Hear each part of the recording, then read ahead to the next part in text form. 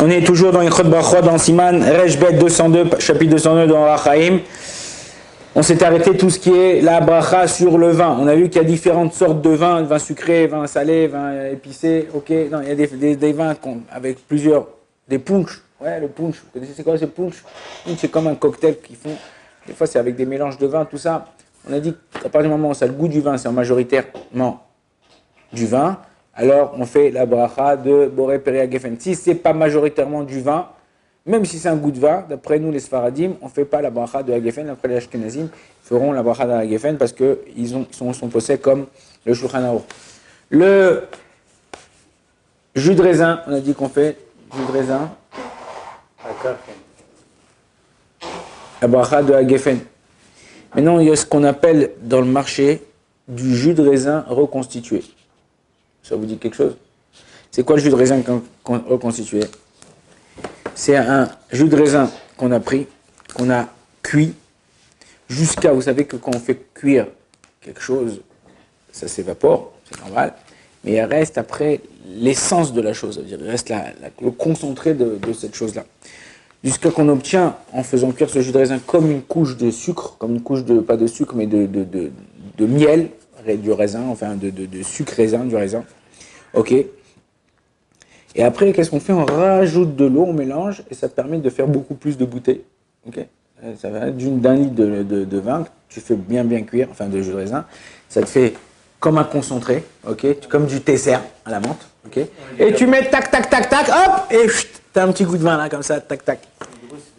Alors, du coup, Bémet, c'est de l'eau. Et Bémet, quand c'est comme ça, quand ça a perdu son essence, ok, alors dans ces cas-là, on fera la bracha de Shakol, Nia, Bitvaro. Même aujourd'hui, il faut savoir quelque chose. Je ne sais pas, j'ai vu ça une ou deux fois, j'étais un peu choqué, mais c'est important de le savoir.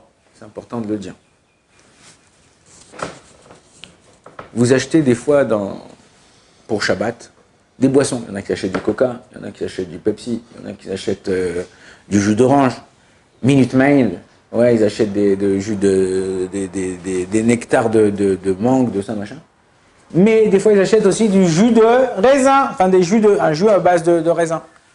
Alors, quand tu regardes les ingrédients derrière, ils sont obligés de te dire ce qu'il y a à l'intérieur. Premier ingrédient, en général, c'est ou le sucre ou l'eau. Ouais, sucre, eau. Deuxième ingrédient, 0,002% de raisin. C'est du jus de quoi ça? Ok, ils t'appellent ça jus de raisin. C'est pas du jus de raisin. Pour que ça soit du jus de raisin, il faut que ça soit 100%, ok, naturel. Mais naturel, ça veut rien dire. Parce que comme je vous ai dit naturel, il faut que ça soit 100% pur jus. Ok? Donc, c'est important pour pouvoir savoir quel bracha. Souvent, en Israël, ils coupent le vin avec de l'eau, même le vin sec. Derrière, ils t'écrivent ou birkato à Geffen, afledaat maram. Que la bracha, elle est à Geffen, même d'après l'avis de Maran, le Shulchan Aruch, d'après le Shulchan Aruch. Ok, donc il faut savoir, c'est pas tout le temps comme ça. Si tu écrives ça, c'est parce que c'est pas tout le temps comme ça. Des fois, ils coupent le vin, il est tellement fort, il est tellement épais, qu'il coupe avec de l'eau, mais des fois, il rajoute du sulfite, il rajoute d'autres ingrédients, qui fait que ça garde un goût de vin, mais tu n'as pas en majorité du vin. Pour nous, les Sfaradim, on ne fait pas de bracha, de Boré Peria Geffen sur un vin comme ça. Ok?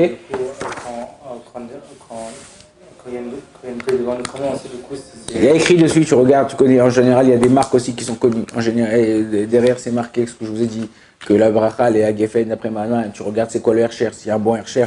En général, un Hercher, une cache-croûte Sfarad, en général, elle vient donner un vin qu'on puisse consommer pour le truc. Donc ça. Maintenant, quand on boit, peu importe, que ce soit du vin, que ce soit de l'eau au vin, okay, comme on va dire, du raisin reconstitué, si tu as bu la quantité, voilà, dans ce verre-là, écrit en haut ici, 0,18 litres. Ok, ça veut dire 180 centilitres. Ouais, c'est. Maintenant, ça veut dire que le verre entier, la moitié du verre, ok, c'est 90. 90, si je bois 90, c'est à peu près ça. À peu près ça, un peu. Si je bois 90, non, parce que le verre, il est plus large en haut, donc c'est. Ok, si je bois 90 de ça, ouais, c'est un peu. Ouais, si je bois ça en général d'un trait, il faut qu'à la fin, une fois que j'ai consommé, dans le laps de temps de boire, combien ça me prend de boire la moitié d'un verre? Ouais, même pas. Ouais, 1 seconde et demie, 2 secondes. Ok? Je dois faire une bracha chona. Les gens se trompent aussi, j'ai vu ça plusieurs fois. Les gens, ils boivent ce verre comme ça, ils boivent un café. Tout doucement, ou un thé comme ça, tout doucement. Et enfin, il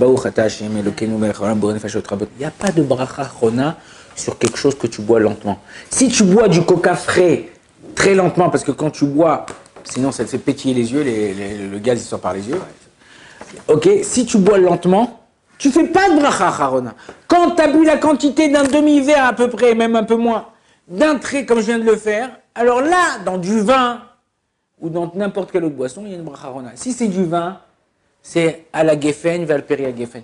Si c'est toute autre boisson, de la vodka, du coca, peu importe quelle boisson, ouais, ben tu fais bracha chona, baruch ata Hashem Elokeinu melech haolam boré nefashot rabot vechesronan al kol ma shebarata lachayot bahem nefesh kol chay ou chay, ça dépend d'après qui, haolamim amen. Et c'est tout, t'as terminé ta bracha. Donc voilà. Il y en a qui prennent à la synagogue ou je sais pas où, des shots de vodka, des shots de tout petits verres comme ça là. T'attaques et ils te boivent d'un coup, de bourra, d'arabe, de ce que tu veux. Il n'y a pas de boré nefashot après. Ah mais j'ai bu d'un trait arabe. Oui mais d'un trait, c'est quoi la quantité? C'est quoi la quantité que tu as à l'intérieur? Il y a moins de révite, on ne fait pas de bracha chona. La même chose, on verra Bezrat Hashem dans la halachot, la même chose pour tout ce qui est solide. Je ne fais la bracha acharona lorsque j'ai mangé entre 4 et 7 minutes à peu près, c'est la moyenne, une date, enfin, de la date, du raisin, des gâteaux, du chocolat, peu importe, mais il faut que j'ai mangé la quantité d'une boîte d'allumettes complètement compacte, c'est-à-dire une petite boîte d'allumettes. Si j'ai pu en mettre 2 dates, en général à peu près 2 dates, une date et demie, ça dépend de la grandeur des dates où vous les achetez, on a déjà bracha chona. Si vous prenez un rogolach, un petit gâteau, dedans, je pense que déjà un et demi, vadaï 2 t'en as, mais un, si tu le presses, ça dépend de la grandeur aussi, pas les tout petits, mais les qui sont assez grands, tu as la quantité de faire bracha chona. Il faut le manger, tu l'as mangé en 4-7 minutes,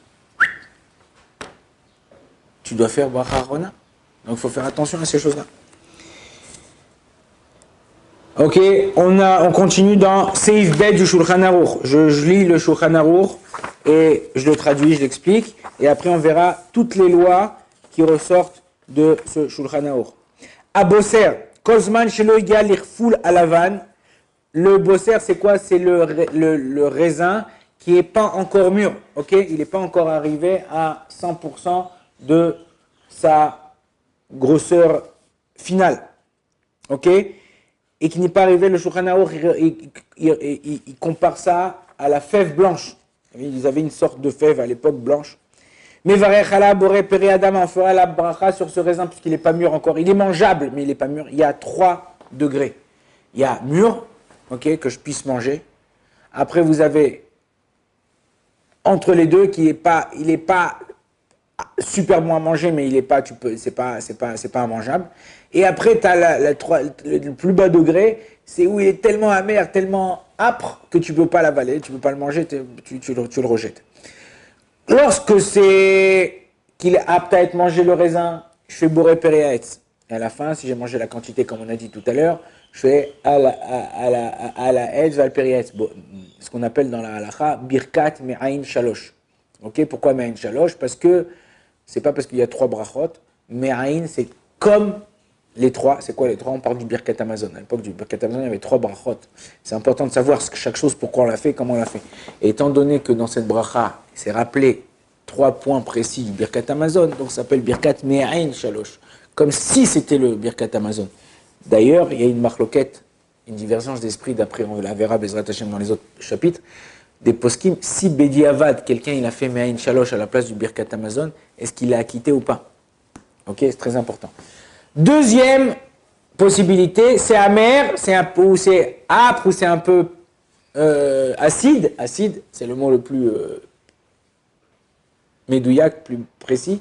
Si c'est acide et que c'est mangeable, je ferai sur un raisin boré péria adama.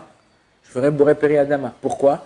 Parce que c'est pas encore arrivé, il a poussé de la terre, mais il n'est pas encore arrivé à être le fruit de l'arbre, comme il faut. Donc la bracha sera adama, comme ça il dit le Shulchan Aruch.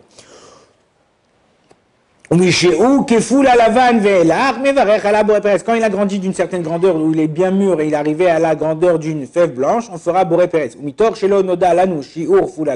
Shulchan dit, puisque c'est la Gemara qui apporte la mesure de la fève blanche, étant donné que nous, aujourd'hui, dans une génération, à l'époque du Shulchan Aruch, à plus forte raison dans une génération, qu'on ne connaît pas la grandeur de la fève blanche, ok, le Olam, on fera la bracha de boré péré adama jusqu'à qu'il soit à sa grandeur maximum. Ok, on parle d'un raisin qui est mangeable difficilement, mais qui est mangeable. Ça, c'est pour ce qui est le raisin. On va voir qu'il y a une différence entre le raisin et les autres fruits. Veshar kol ailan, mishotzio, peri, mevachim, alav, borepren. Tous les autres fruits. L'abricot, l'orange, la clémentine.